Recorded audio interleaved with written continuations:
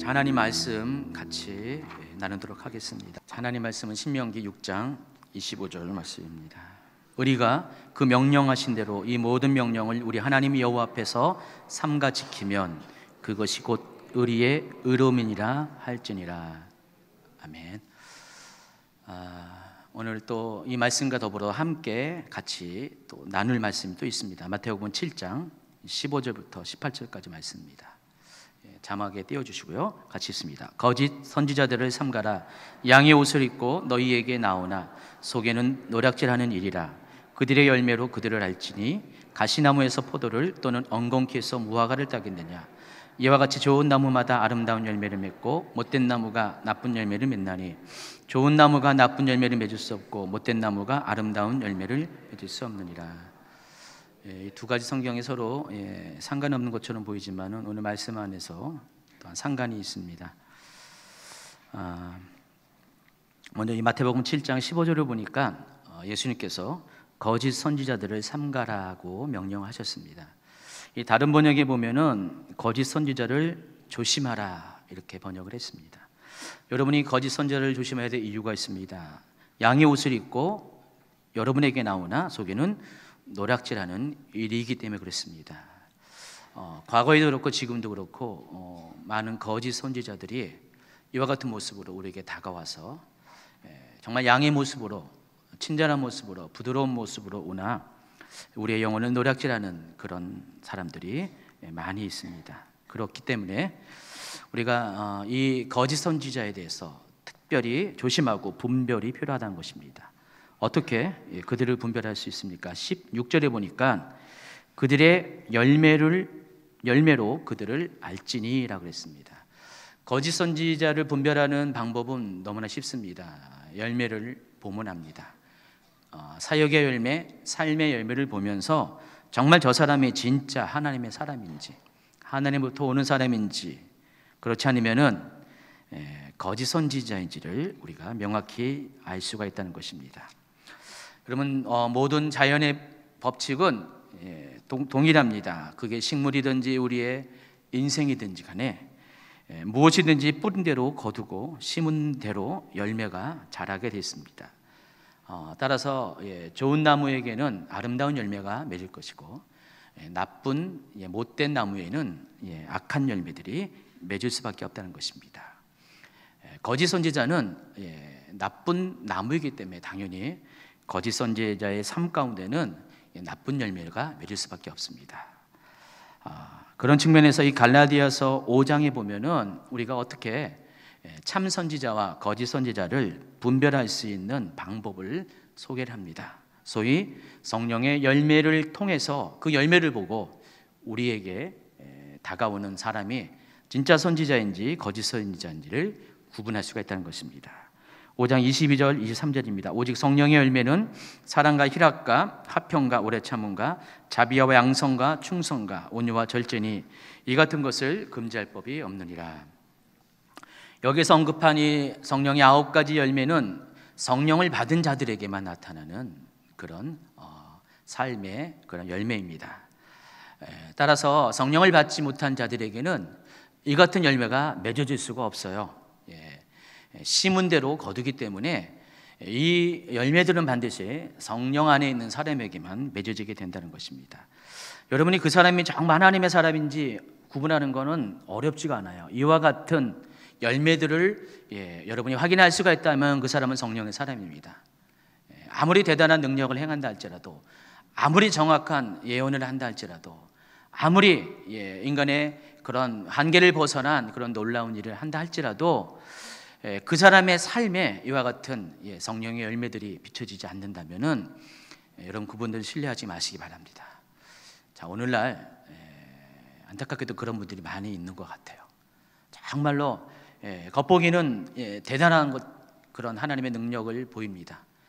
선지자 노릇하고 귀신을 쫓아내고 많은 권능을 행하는 그런 모습들이 보이는데 그분들의 삶에 정말 오직 하나님만을 높이고 또 하나님의 그런 인격을 닮은 그리스도의 인격을 닮은 삶의 열매들이 나타나지 않으면은 그 사람은 거짓 선지자라는 것입니다. 그러므로 여러분 충분히 거짓 선지자를 분별할 수가 있습니다.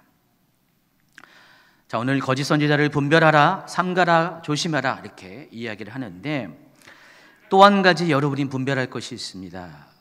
이제 여러분 자신도 분별해야 된다는 것입니다.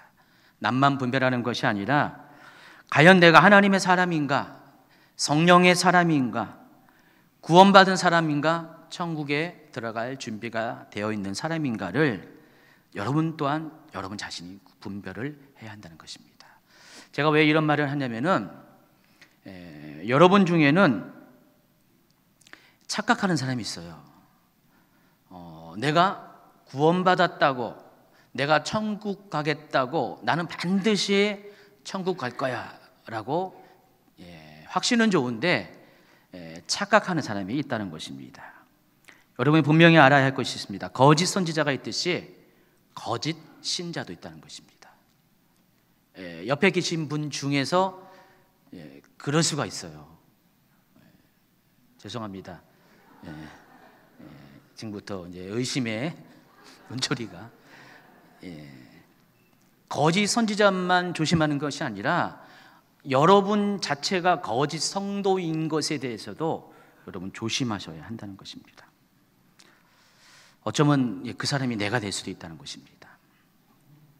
여러분, 거짓 선지자의 여러 가지 특징 중에 하나가 내가 거짓 선지자인 걸 몰라요. 정말 그래요.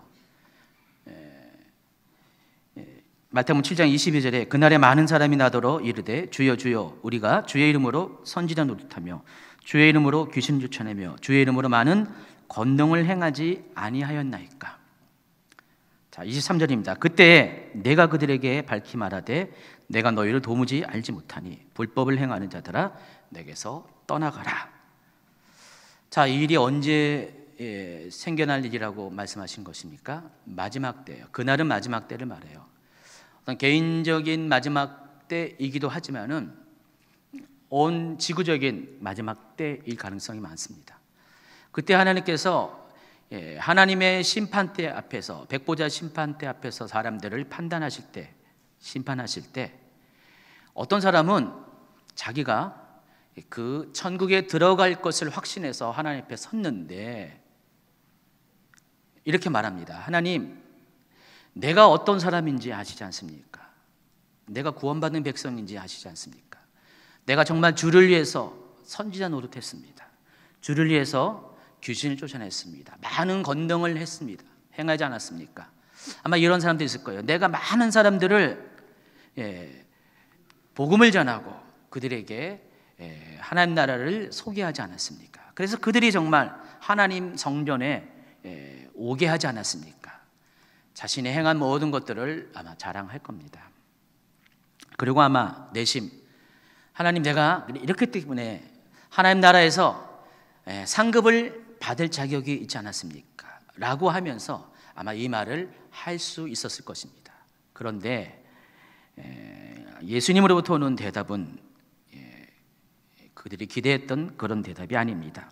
청천벽력과 같은 그런 대답이었습니다. 내가 너희를 도무지 알지 못한다. 불법을 행하는 자들아 내게서 떠나가라. 자, 이 말을 쉽게 말하면은 너는 나와 상관없기 때문에, 너는 천국에 들어갈 사람이 아니기 때문에 바로 지금 지옥에 가라, 그 말을 하는 것입니다. 이와 마찬가지로 거짓 신자 역시 자기도 거짓 신자인 것을 몰라요. 자기가 구원받았다고 생각했지만은, 구원받은 성도로 생각했지만은 스스로 착각에 빠져 살다가 마지막 때 주님 앞에 설 때 거짓 선지자가 당한 이런 황당한 일들을 겪을 수가 있다는 것입니다. 여러분이 거짓 성도였다는 것은 주님 앞에 가면은 반드시 드러나게 된다는 것입니다. 많은 분들이 예수 믿고 교회 다닌다는 것으로 인해서 내가 구원받은 사람이라는 것을 확신합니다. 나는 반드시 천국에 갈 거야. 왜냐하면 우리가 복음을 전해드렸을 때 그렇게 믿기를 강요, 진심으로 인격적으로 하나님을 영접한 게 아니라 그냥 입으로 시인만 해, 그럼 넌 구원받아 라는 식으로 우리가 복음을 전해드린 사람이 우리 중에 있거든요. 근데 그 이후에 정말 하나님과의 관계가 인격적으로 하나님을 받아들이지 않고 계속 그 정도의 수준에서 그냥 입술로만 구원받았다는 것들을 고백하며 살다가는 정말로 마지막 때가 이르러서 나는 구원받았다고 자기 스스로 확신했지만은 실제로는 구원받지 못한 사람이었다는 것을 확인할 수가 있다는 것입니다. 그래서 늘 여러분은 여러분의 삶의 구원에 대해서 진지하셔야 돼요. 내가 정말 구원받은 사람인가? 그렇다고 해서 이것 때문에 너무 노이로제에 걸리지 마세요. 어떤 분들은 정말 노이로제에 걸려요. 내가 구원받은 사람인가? 하면서 구원의 확신이 없어서 힘들어하는 분도 있는데, 저는 그렇게 하라는 것이 아니라 여러분의 구원이 정말로 정말 진실로 하나님과의 관계 안에서 인격적인 관계에서 정말 그것이 이루어졌는가에 대한 진지한 점검이 필요하다는 것입니다. 그래서 여러분은 항상 내가 정말 하나님의 자녀인가 아니면 마귀의 자녀인가, 내가 정말 참된 성도인가 아니면 거짓 성도인가에 대해서 스스로 자신을 분별하는 그런 시간들이 필요하다는 것입니다. 지금 필요해요. 지금. 왜냐하면 마지막 때가 되면, 그때가 되면은 모든 것을 되돌릴 수가 없기 때문에 그래요. 하나님의 심판대 앞에서 여러분의 살아온 삶을 되돌릴 수가 없기 때문에 정말 그때 하나님이 여러분을 모른다 하면은 어찌 됩니까?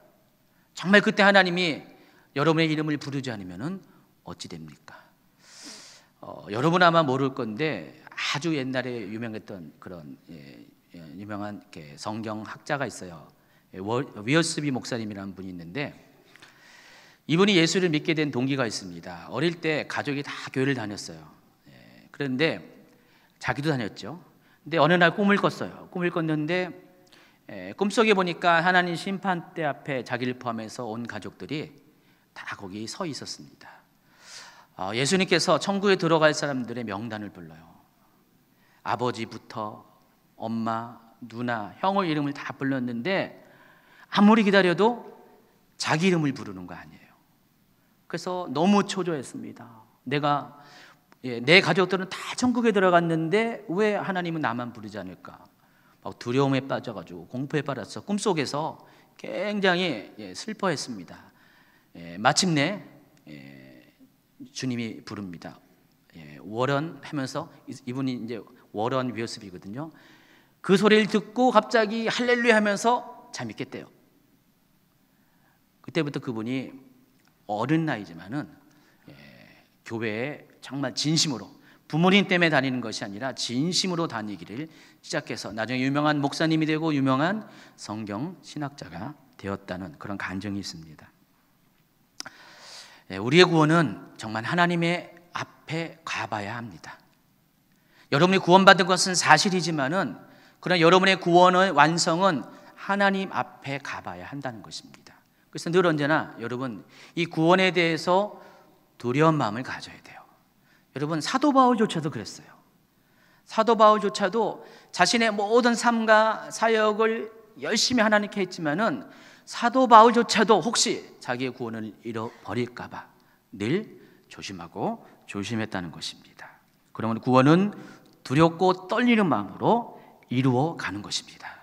그래서 여러분 구원받는 성도라는 것에 안주하지 말고 자신의 삶을 늘 점검하고 또 점검하는 삶을 살기를 예수님으로 축원합니다. 자, 그런데 하나님 또한 여러분을 분별하세요. 제가 지금 분별의 얘기를 계속해요. 여러분이 거짓 선지자를 분별하고 여러분 자신도 분별하는 것처럼 하나님도 당신의 자녀들을 분별하신 것에 대해서 여러분이 관심을 갖길 바랍니다. 어느 날 어느 가정에 한 아이가 태어났습니다. 아이가 태어나면서 이 가정이 행복해졌어요. 아이로 인해서 아주 기쁨이 넘치게 됐습니다. 아이가 자라갑니다. 그런데 아이가 자라가면 자라갈수록 이상해요. 아빠를 닮아야 되는데 아빠를 안 닮아요. 더 크면서 아이의 외모와 또 행동 습관들을 보니까 아빠는 안 닮고 옆집 아저씨를 자꾸만 닮아가네요. 도대체 웬일인지 사람들이 수근수근 거립니다. 도대체 쟤는 왜지 아빠는 안 닮고 옆집 아저씨를 닮았을까? 어느 정도 나이가 지난 다음에 이 아버지가 사람들의 하도 그런 수군거림에 대해서 이제는 이렇게 끝마치게 하기 위해서 친자 확인 검사를 합니다. 요즘 그런 거 하잖아요. 옛날에는 그런 거 못했는데 DNA 검사를 하는데 충격적인 결과가 나왔습니다. 정말로 이 아이는 내 아이가 아니었어요. 더 충격적인 것은 이 아이는 옆집 아저씨 아이가 맞았어요. 이런 일이 우리 주변에 충분히 가능하게 일어날 수 있는 사건입니다. 그러나 여러분의 삶 가운데 이런 일이 일어나서는 안 됩니다. 당연히 일어나지 않을 것입니다. 자, 그런데 문제는 이 일이 마지막 때에도 일어나게 된다는 것입니다. 여러분이 하나님의 자녀인 줄 알았더니 아니었어요. 옆집 아이의 자녀였어요. 바로 마귀의 자녀였다는 것들이 마지막 때에 DNA 검사를 통해서 드러나게 된다는 것입니다. 하나님은 바로 그런 것 때문에라서도 여러분의 신앙을 분별하시기를 원합니다. 아직 안 끝납니다. 끝나라고 알람을 울리는 것 같아요. 여러분이 정말 하나님의 자녀인지 아니면 이름뿐인 신앙인인지 하나님은 여러분의 신앙을 점검하시기를 원하신다는 것입니다. 우리가 하나님한테 시험을 받는다 그래요. 하나님은 여러분을 시험한다 그래요. 근데 여러분의 입장에선 그것이 시험이죠. 근데 하나님의 입장에서는 실은 분별이에요. 어떤 의미인지 아시겠죠? 정말 저 사람이 저 자녀가 내 자녀인지를 확인하기 위해서 여러분에게 시험을 준다니까요. 그러니까 여러분은 그것을 하나님이 나를 시험한다, 힘들다라고 하는데 하나님의 입장에서는 그게 분별이라는 것입니다. 정말 하나님의 사람은 하나님부터 시험을 받을 때 내가 누구인지가 증명이 된다는 것입니다. 여러분 신명기 8장 2절에 이런 말씀이 있어요. 내 하나님 여호와께서 이 40년 동안에 내게 광야길을 걷게 하신 것을 기억하라. 이는 너를 낮추시고 너를 시험하사 내 마음이 어떠한지 그 명령을 지키는지 지키지 않는지 알려 하심이라. 그러니까 하나님도 궁금한 거예요. 정말 이 백성이 내 백성인지를, 이 자녀가 내 자녀인지를 알기를 원하신다는 것입니다. 그래서 택하신 방법이 그와 같은 거예요. 시험을 통하여서 시험에 반응하는 모습을 보고 정말 저 백성이 내 백성인지 내 자녀인지를 확인하기를 원하신다는 것입니다. 하나님의 자녀는 어떻습니까? 시험에 닥칠 때 어떻게 반응합니까? 당연히 하나님의 자녀로서 반응을 합니다. 그 하나님의 말씀을 순종합니다. 하나님이 행하신 것에 대해서 믿음으로 반응을 한다는 것입니다. 그러나 하나님의 자녀는 그때 드러나게 되어 있어요. 하나님을 원망하고 하나님한테 불순종하고 자기의 육을 쫓아서 하나님의 또 행하신 것에 대해서 반대를 한다는 것입니다. 그래서 우리가 이 시험을 통해서 내가 누구인지가 분명해져요. 내가 하나님의 자녀인지 그렇지 않은지가 분명해진다는 것입니다. 여러분도 이런 방법을 통해서 정말 여러분이 구원받은 백성인지 하나님의 자녀인지를 자기 자신이 분별하시기를 예수님을 축원합니다. 자, 근데 오늘 성경을 보니까 내가 하나님의 참된 자녀인지를 분별할 수 있는 구체적인 방법이 나와 있습니다. 열매를 보고 아는 것입니다. 하나님의 자녀는 마땅히 자녀가 부모를 닮듯이 하나님의 자녀도 동일하게 하나님의 모습이 그 삶 가운데 나타나야 한다는 것입니다.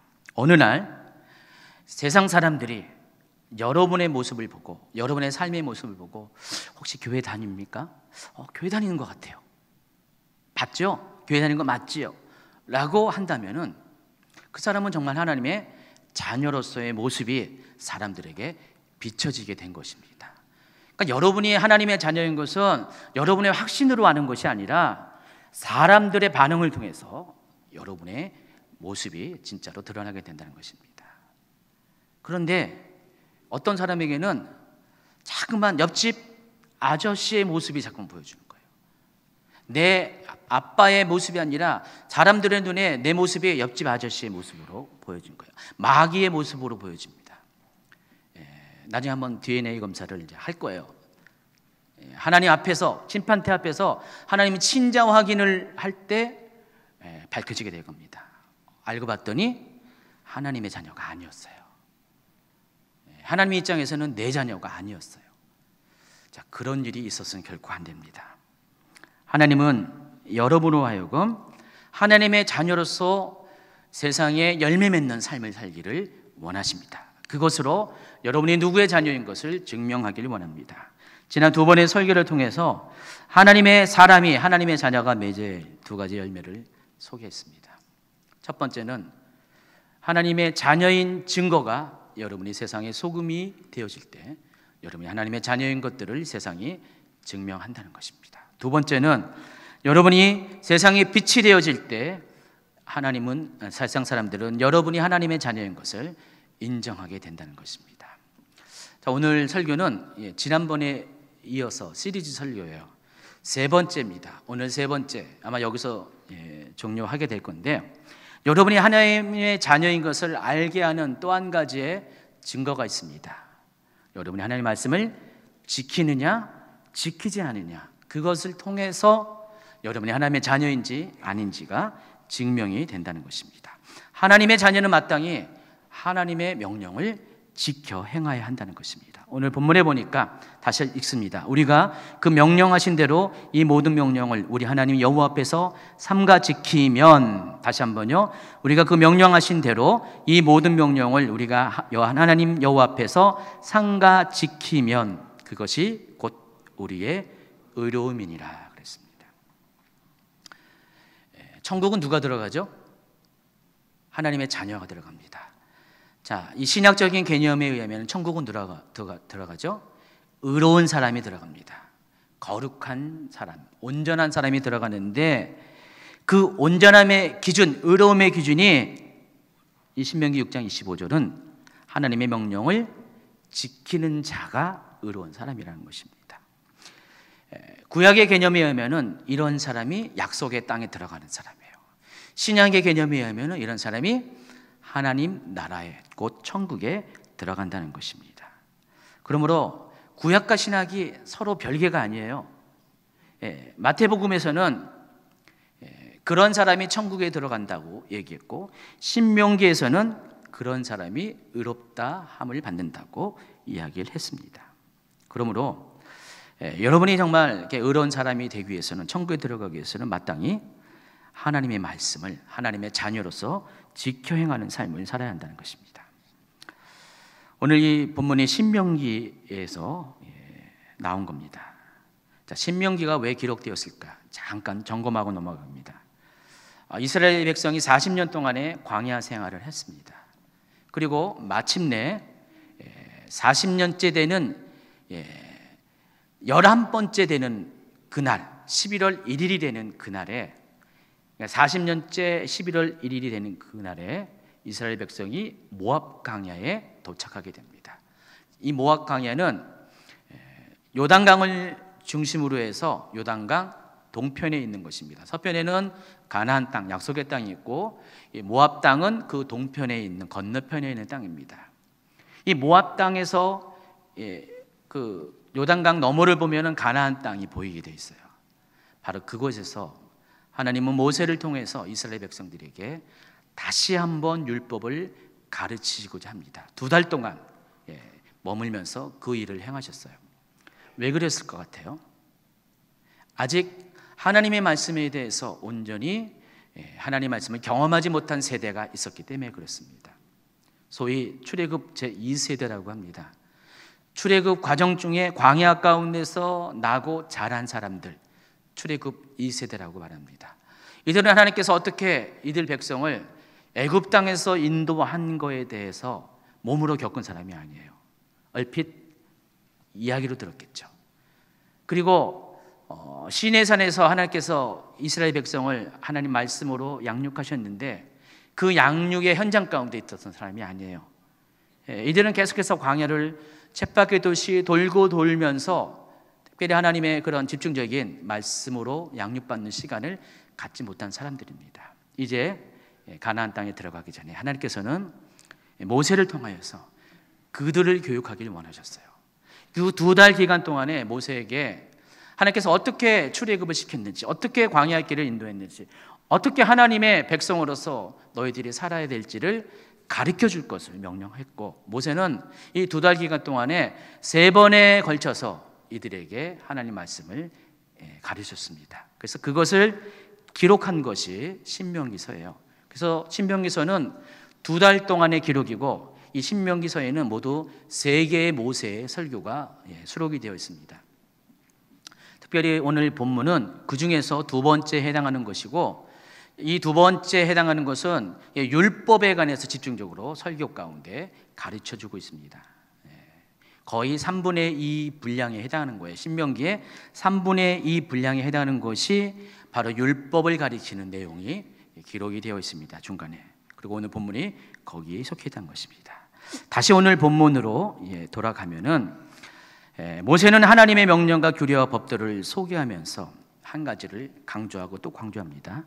자, 그 모든 것을 지키는 것이 하나님 보시기에 의롭다는 것입니다. 하나님의 의의 기준이 하나님의 법도와 규례와 또 명령을 지키는 것이다 라고 소개하는 것입니다. 그래서 신명기서에 의하면은 우리가 천국 가는 기준이 뭐예요? 하나님의 법도를 지키는 것이에요. 하나님의 율법을 준행하냐 준행하지 못하느냐가 우리가 천국에 가는 기준이 된다는 것입니다. 이때까지만 해도 예수 그리스도께서 계시되지 않았어요. 오직 모세를 통해서 율법만이 계시되었고, 하나님은 그 율법을 통해서 율법을 지키는 자야만이 하나님 앞에 의롭다함을 받고 그 사람만이 가나안 땅에, 약속의 땅에 들어간다고 말씀했다는 것입니다. 그 약속의 땅이 상징하는 것이 신약의 관점에서는 천국을 말하는 것이에요.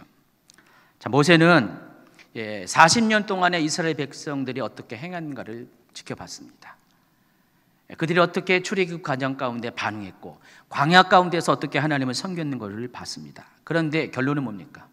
그들이 하나님을 불순종했고, 그 결과 그들은 약속의 땅에 들어가지 못했습니다. 그래서 모세는 그런 아픈 모습을 보면서 적어도 그들의 후손들에게는 출애굽 1세대만큼은, 적어도 그들만큼은 그들의 부모 세대가 겪었던 그런 실수를 되풀이하지 않기를 바랬어요.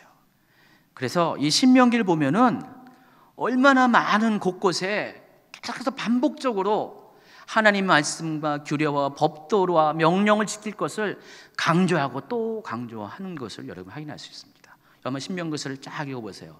얼마나 많이 그냥 귀에 못이 박히도록 그 말을 하는 거예요. 만약 여러분이 광야 가운데서 모세의 설교를 지금 2달 동안 듣는 회중의 입장에서 보면은 모세가 한 말을 하고 또 하고 또 하고 또 해요. 계속 좀 말하다가 또 똑같은 말을 해요. 가령 이런 말입니다. 신명기 5장 32절입니다. 그런즉 너희 하나님 여호와께서 너희에게 명령하신 대로 너희는 삼가 행하여 자로나 우로나 치우치지 말고 너희 하나님 여호와께서 너희에게 명령하신 모든 도를 행하라. 그리하면 너희가 살 것이요 복이 너희에게 있을 것이며 너희가 차지한 땅에서 너희의 날이 길리라. 이는 곧 너희의 하나님 여호와께서 너희에게 가르치라고 명하신 명령과 규례와 법도라. 너희가 건너가서 차지할 땅에서 행할 것이라. 또 이스라엘아 듣고 삼가 그것을 행하라. 그리하면 내가 복을 받고 내 조상들의 하나님 여호와께서 내게 허락하신 것 같이 젖과 꿀이 흐르는 땅에서 내가 크게 번성하리라. 자, 이와 같은 말씀을 아주 반복적으로 계속해서 하고 있습니다. 지금 6장 3절 읽었죠? 6장 4절에 그 유명한 쉐마가 나와요. 들으라 이스라엘아 하면서 하나님을 사랑하라. 그 얘기가 계속 기록이 되어 있다는 것입니다. 그래서 율법의 내용들을 보면은 율법을 모세가 가르쳐주고 꼭 한마디 하는 것이 그렇기 때문에 이것을 꼭 지켜라, 꼭 지켜 행하라고 계속해서 강조합니다. 왜 그럴까요? 그 부모 세대가 그러지 않았기 때문에 그래요. 하나님 말씀을 들었음에도 불구하고 그 율법을 지켜 행하지 않았기 때문에 불순종의 결과 약속의 땅에 들어가지 못한 것을 보았기 때문에 모세는 계속해서 그 자녀들에게 그와 같이 당부하고 또 당부한다는 것을 알 수가 있습니다. 자, 고린도전서 10장 11절을 소개합니다. 그들에게 일어난 이런 일은 본보기가 되고 또 말세를 만난 우리를 깨우치기 위하여 기록되었느니라. 사도 바울은 고린도전서 10장에서 이스라엘 백성이 광야에서 멸망을 당한 4가지 이유에 대해서 소개합니다. 첫 번째가 뭐죠? 우상 숭배였어요. 우상 숭배. 두 번째는 음행이었습니다. 세 번째가 뭐죠? 원망. 네 번째가 시험이에요. 자, 이 4가지의 결과로 인해서 하나님께서 그들을 가나안 땅에 들어가지 못했다라고 이야기를 하면서 결론적으로 그들에게 일어난 이런 일이 본보기가 되었다는 것입니다. 예전 개역 성경 번역으로는 거울이 되었다 그랬습니다. 거울은 뭐죠? 내가 누구인지를 볼 수 있는, 나를 반사시키는 그런 도구가 거울입니다. 이스라엘의 이 옛 모습을 통해서, 이스라엘이 겪었던 그 광야의 삶을 통해서 우리 자신을 돌아보라는 것이죠. 나는 과연 어떤가? 나 또한 그들처럼 우상 숭배하는 것인가? 음행하는 것인가? 하나님을 원망하는 것인가? 하나님을 시험하는가를 확인하라는 것입니다. 또 말세를 만난 우리를 깨우치기 위해서 기록되었다 그랬습니다. 아주 오래된 얘기잖아요. 사도 바울이 이 고린도전서를 쓸 때까지 그 기간을 차이를 보면은 거의 1500년 뒤의 일이에요. 그러니까 1500년 전에 있었던 그 일이 사도 바울의 시대에도 역시 마찬가지로 마지막 때에 우리를 위해서 깨우치기 위해서 기록된 것입니다. 또 그 이후로 2000년이 지난 지금에 와서도 더욱더 우리는 마지막 때가 가까웠기 때문에 이들의 이 행함을 통해서 우리가 어떻게 살아갈 것을 우리가 생각하고 또 점검해야 한다는 것입니다. 12절에는 그런즉 선줄로 생각하는 자는 넘어질까 조심하라. 저는 이 말씀을 통해서 우리의 구원에 대해서 한번 생각해 봅니다.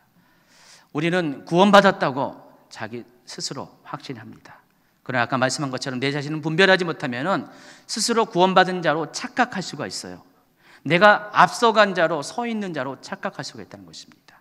그러나 이스라엘의 경험을 통해서 우리가 보면은 내 안에 여전히 이스라엘이 그리한 것처럼 우상을 숭배하고 음행을 하고 또 하나님을 원망하고 시험하는 일이 있다면은 그것을 통해서 이스라엘 백성이 광야에서 모두 죽은 것처럼 우리 또한 그런 결과를 가질 수 있다는 것에 대해서 여러분 심각하게 생각하길 바라는 것입니다.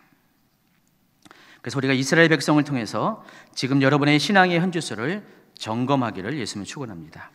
자, 출애굽의 전 과정을 한번 살펴보면은 놀랍게도 이것을 통해서 사도 바울이 이야기한 것처럼 우리 신앙인의 신앙이 어떠한지를 우리가 100% 대조해서 확인할 수가 있음을 발견하게 됩니다.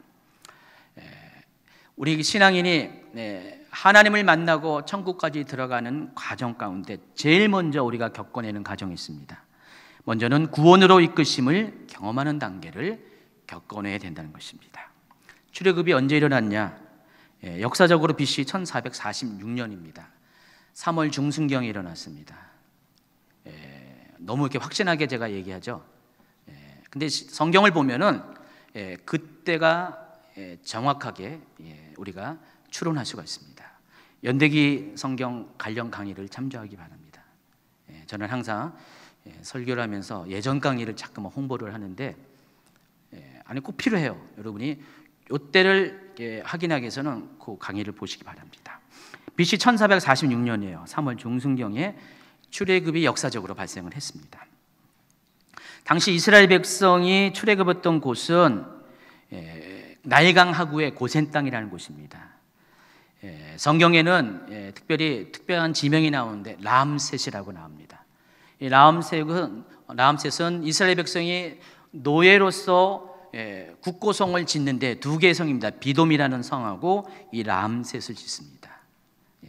그 새로운 도시 건설에 이들이 노예로 쓰임을 받게 되는데, 바로 람셋을 건설하고 나서 곧바로 이들이 출애굽을 하게 됩니다. 그래서 이스라엘 백성이 이곳을 출발해서 정확하게 3개월 되는 날, BC 1446년 6월 중순경에 시내산이 보이는 시내 광야에 도착합니다. 출애굽기 19장 1절입니다. 이스라엘 자손이 애굽 땅을 떠난 지 3개월이 되던 날 그들이 시내 광야에 이르니라. 자, 그런데 여기까지 이 3개월 동안의 과정을 살펴보면은요, 이스라엘 백성이 어떻게 3개월의 시간을 겪어왔는지를, 통과했는지를 우리가 알 수가 있습니다. 이스라엘이 애굽에 있을 때는요, 비록 노예의 신분에 있다 할지라도 적어도 그들은 광야에서 겪어야 되는 그 막막함과 척박함과 그 결핍의 상황을 경험하지는 않았었어요. 그런데 하나님께서 그들을 노예로부터 구원시켰는데 막상 그 출애굽을 딱 하다 보니까 첫 번째로 마주치는 게 뭡니까? 바로 광야의 그런 결핍이었어요. 아무것도 없는 광야에서 물도 없지요, 먹을 것도 없죠. 낮에는 아주 뜨거운 태양이 있죠. 밤에는 정말 견디기 힘든 추위가 있습니다. 자, 이 모든 것을 경험하면서 그들이 어떻게 하나님께 반응했죠? 하나님을 원망했어요. 모세를 원망했어요. 불평불만을 했습니다. 자, 그런데 하나님께서 이들의 불평불만과 원망에 대해서 반응하시는 모습을 보면은 아주 의외예요. 우리가 구약 성경을 통해서 경험했던 하나님의 모습과는 약간 차이가 있어요. 하나님은 이들에 대해서 모든 원망과 불평을 다 받아주세요. 다 이것들에 대해서 뭐라 하지 않습니다. 이것을 나무라지도 않고요, 이것 때문에 무슨 징계를 주지 않고요, 적어도 3개월 동안에 이스라엘 백성을 대하는 하나님의 그런 방식은 정말로 이들을 어린 나이와 같이 돌보시고 있다는 것들을 우리가 확인할 수가 있다는 것입니다. 실제로 그랬어요. 하나님께서 이들을 그렇게 대했습니다. 근데 그렇게 한 이유가 실제로 이들이 어린아이였기 때문에 그래요. 하나님 보시기에는 아직 영적으로 어린아이였기 때문에 그들이 왜 불평하는지, 왜 그렇게 힘들어하는지에 대해서 충분히 이해하셨고, 또 그들의 사정과 형편에 맞춰서 그들에 대해서 부드럽게 반응을 하셨다는 것입니다. 여러분의 경우도 마찬가지더라고요. 누구나 다 예수님을 영접하고 하나님의 자녀가 되면은 우리는 영적으로 어린 아이부터 성장하는 단계를 겪게 됩니다. 이스라엘 백성이 출애굽과 광야 생활을 겪었던 것처럼 여러분 또한 신앙의 그런 과정을 겪게 된다는 것입니다. 유월절 사건을 통해서 이스라엘 백성들은 구속을 경험했습니다. 마찬가지로 여러분 또한 예수님의 십자가 사건을 통해서 여러분의 죄가 대속하는 사건을 경험하게 됩니다. 이스라엘 백성이 홍해를 건넌과 같이 여러분도 침례를 받게 됩니다. 또 만나와 메추라기를 공급받듯이 여러분도 주림을 배부르게 하실 생명의 떡이신 예수님을 날마다 일용할 양식으로 경험하게 됩니다. 무리바 반석에서 생수를 경험하듯이 여러분의 목마름을 채워주신 생수이신 예수님을 만나게 됩니다. 또 이스라엘 백성이 아말렉 그런 족속으로부터 공격을 받았어요. 그런 것처럼 여러분도 여러분을 대적하는 악한 영 사탄에 의해서 여러분의 공격도 받게 됩니다. 이것이 광야 가운데 받아야 될 그런 상황이라는 것입니다. 그리고 여러분의 신앙생활이 하나님께 나아갈 때 반드시 경험하는 과정이라는 것입니다. 그런데 이 모든 과정에서 하나님은 여러분의 편이 되어준다는 것이에요. 여러분을 나무라지 아니하시고 여러분의 모든 불평불명을 다 받아들이시면서 여러분을 위로하시고 격려하시고 여러분의 필요를 따라 채우시고 여러분이 만족할 만한 수준은 아니지만 적어도 광야에서 생명을 유지할 수 있는 것처럼 여러분의 삶이 여러분의 생명을 유지할 수 있도록 여러분은 일용할 양식으로 필요할 때마다 여러분을 이끌어 주시고 공급하신다는 것입니다. 자, 그런데 여기까지예요. 여기까지. 하나님은 이 단계가 끝난 다음에 이스라엘에게 다음 단계를 허락하시는데 두 번째 단계가 말씀을 배우고 그것을 순종하는 단계예요. 3개월이 딱 되니까 시내강에 도착하게 한 다음에 하나님께서 이스라엘 백성을 부릅니다. 먼저는 모세를 불러서 시내산에 오르게 하고 모세를 통하여 하나님과 이스라엘 백성이 언약을 맺게 합니다. 하나님은 이스라엘 백성의 하나님이 되고 이스라엘 백성은 하나님의 백성이 돼서 하나님 제사장 나라가 되어서 이제부터는 하나님과 이스라엘 관계가 일반적인 관계가 아니라 언약의 관계가 되었음을 선언합니다. 그리고 그 증거로 십계명을 주십니다. 십계명은 언약 백성이 된 하나님 이스라엘 백성이 하나님 앞에 기본적으로 지켜야 될 그런 어떤 의무적인 사항이에요. 10가지를 하나님께서 제시합니다. 그리고 모세를 통하여서 하나님이 이스라엘 백성들에게 원하시는 너희는 이렇게 살라는 하나님 백성의 도리를 가르쳐 줍니다. 여러분의 대한민국 국민이 되었으면 어떻게 해요? 대한민국 국민으로서 알아야 될 것들, 대한민국의 역사를 알아야 되고 대한민국 백성으로서 지켜야 될 의무, 또 우리가 누릴 권리를 배우잖아요. 와닿지 않습니까? 여러분이 이제 외국으로 이민 가가지고 미국 시민이 되면은 시민권을 받기 위해서는 반드시 이런 시험을 봐요. 그래서 이 시험에 통과해야 돼요. 그런 다음에 선서를 통해서 미국 시민이 되는 절차를 밟게 됩니다. 마찬가지예요. 하나님께서 출애굽시 모세를 통하여 시내 광야에서 이와 같은 절차를 밟게 합니다. 자, 무려 11개월하고 5일이 걸렸어요. 거의 1년의 시간을 하나님이 뭐 했습니까? 시내 광야에서 이스라엘을 교육했어요. 양육을 했어요. 하나님의 백성으로서 어떻게 살아갈 것을 계속해서 가르쳐 주셨다는 것입니다. 그리고 이때 또 뭘 했습니까? 성막을 짓게 했고요. 또 이때 제사를 드릴 수 있는 모든 것들을 가르쳐 줬고 또 절기제도를 가르쳐 줬습니다. 물론 절기제도는 유월절과 무교절을 빼고는 나중에 이스라엘 백성이 가나안 땅에 들어가서 지켜야 될 그런 해당하는 절기였습니다. 어쨌든 이 모든 것을 가르쳐 줌으로써 이전과는 달리 이스라엘 백성이 하나님의 백성으로서 체계적으로 살아갈 방법을 가르쳐 주었다는 것입니다. 그리고 이들이 성장한 자가 되었습니다. 이러한 과정을 통해서 성장한 자가 되었을 때 이때부터 하나님이 이스라엘 백성을 대하는 방식이 달라지기 시작합니다. 더 이상 어린 나이 대하듯이 다루지 않습니다. 이제는 마땅히 성장한 자가 받아야 될 그런 대우를 해주신다는 것입니다. 그 중에서 첫 번째가 뭔지 아십니까? 이제는 나무라세요. 이제는 징계하세요. 과거에는 다 용납하시고 덮어주시고 이해했던 하나님이 이제는 그들의 잘못에 대해서 지적하시고 또 그에 합당한 징벌을 해주신다는 것입니다. 제가 군대를 갔다 오는데 군대를 가기 전에 저희 집이 좀 어려웠어요. 그래서 저는 남들보다 1년 먼저 군대 갔어요. 자원 입대했습니다. 그래서 군번이 달라요. 지원병 군병이 달라요. 8로 시작하는데 저 비슷한 또래 남자분들은 아마 저기 논산으로 갔으면 1로 시작합니다. 군번이 달라요. 저는 8로 시작합니다. 1년 먼저 군대를 갔어요. 근데 간 이유가 도망간 거예요. 집이 너무 어려워가지고 정말 그 환경을 탈피하고자 갔습니다. 그런데 어쨌든 간에 집이 어려웠어도 그 군대 가기 전까지만 해도 부모님이 학비 내주고 부모님이 용돈 주고 물론 이렇게 알바도 조금 했지만은 부모님의 그런 그늘 아래에 있었어요. 근데 딱 제대로 했습니다. 환경이 확 바뀌어 버렸어요. 이제는 제가 부모님을 봉양하는 위치가 확 바뀌었어요. 왔더니 정말 이렇게 집안이 더 안 좋아졌어요. 그래서 제대하자마자 곧바로 직장을 구하게 됐어요.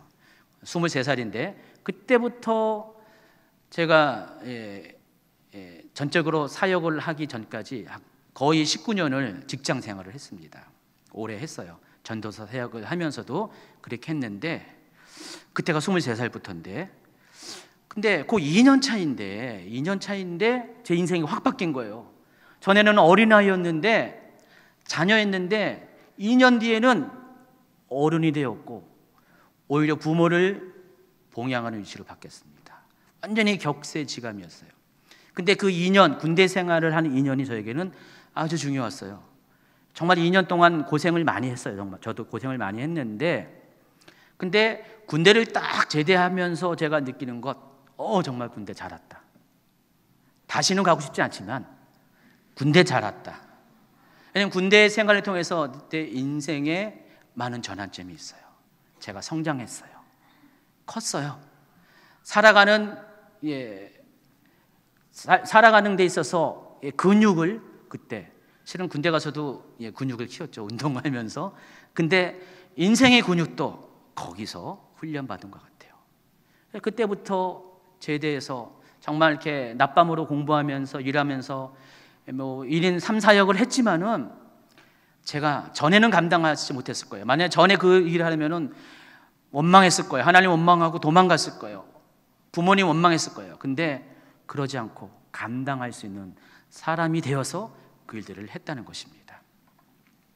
하나님이 이와 같이 우리의 인생 가운데 우리의 인생을 전에는 우리가 처음 예수님을 믿을 때는 영적으로 어린아이일 때는 어린아이 대하듯이 우리를 대해주십니다. 그러나 우리가 성장한 후에는 성장한 자에 맞게끔 우리를 대해주신다는 것입니다.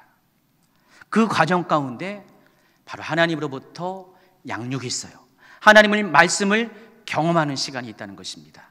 이스라엘 백성이 그 바쁜 그런 광야 출애굽 과정 가운데 무려 1년 가까이를 하나님이 그 장소에 정지시켜 놓고 계속해서 반복적으로 그 말씀을 하셨다는 것입니다. 근데 그럼에도 불구하고 이스라엘은 어떻게 했어요? 결국은 1세들은 하나님을 배역했어요. 불순종했어요. 그래서 모세는 이 모습을 아주 처절하게 지켜봤기 때문에 마지막 2달을 남겨놓은 40년을 채우는 2달을 남겨놓은 그 시간에 이스라엘 백성이 가나안 땅에 들어가기 전에 그들의 후손인 출애굽 2세대에게 계속해서 당부하는 거예요. 하나님 말씀과 규례와 법도와 명령을 지켜라. 꼭 지켜라. 그러지 않으면 너희들이 그 땅에 가서 멸망할 것이다. 그 너희 부모가 그런 것처럼 너희도 그럴 것이다. 만약에 너희들이 하나님 말씀을 지켜 행하면은 하나님이 약속하신 그 복을 주실 것이라고 당부한다는 것입니다. 그럼 여러분도 하나님께서 여러분을 이렇게 말씀으로 성장시켜 주면은 그때부터 여러분의 삶이 바뀌어야 돼요. 삶의 태도가 바뀌어야 된다는 것입니다. 이제는 더 이상 어린 나이와 같이 행해서는 안 됩니다. 계속해서 성장한 자임에도 불구하고 하나님 말씀을 경험한 자임에도 불구하고 계속해서 원망하고 불평하는 것은 하나님 앞에 바른 태도가 아니라는 것입니다. 성장한 자의 태도는 다른 것이 아니라 오늘 말씀처럼 하나님의 말씀을 지켜 행함을 통해서 여러분의 의로움을 하나님께 나타내야 한다는 것입니다. 그것이 이 말씀을 배우고 순종하는 두 번째 단계라는 것입니다. 오늘날 많은 믿는 자들이 예수님을 그리스도로 영접하고 구원의 확신을 가진 이후의 삶에 대해서 그다지 신경을 쓰지 않습니다. 나는 이제 교회 나옴으로 인해서 난 구원받는 백성이야. 나는 천국 갈 것이야. 라고 자기 착각에 빠져서 삽니다. 그러나 여러분 두려워해야 될 것은 여러분의 입술의 고백만을 가지고 천국 가는 것은 결코 아닙니다. 여러분의 중심의 고백이 있어야 되고 그 중심의 고백을 하는 사람에게 있어서 그 사람은 하나님과의 인격적인 만남을 가졌기 때문에 그때부터는 삶이 바뀔 수밖에 없습니다. 전에는 억지로 했던 모든 것들, 전에는 그냥 누가 시켜서 했던 모든 것들이 이제는 자원해서 자신의 삶을 하나님께 드리는 모습으로 바뀝니다. 그 과정 속에 하나님의 말씀을 지켜 행하는 것이 포함된다는 것이에요. 정말 하나님을 제대로 경험한 사람, 하나님의 자녀는 자신의 삶을 통해서 내가 하나님의 자녀인 것들을 세상 가운데 드러내야 돼요. 사람들은 여러분이 하나님의 자녀인 것을 어떻게 아십니까? 정말 말씀대로 사냐 안 사냐를 봄을 통해서 판단을 할 수 있다는 것입니다. 여러분이 아주 거룩하게 여러분이 아주 열심으로 하나님을 예배하고 신앙생활을 한다 할지라도 그것으로 충분하지 않습니다. 여러분도 모른 차에 그것이 종교 생활이 될 수가 있어요. 착각할 수가 있어요. 나는 하나님의 사람이라고, 나는 구원받은 사람이라고, 나는 천국 가는 사람이라고 여러분 스스로 착각할 수가 있어요.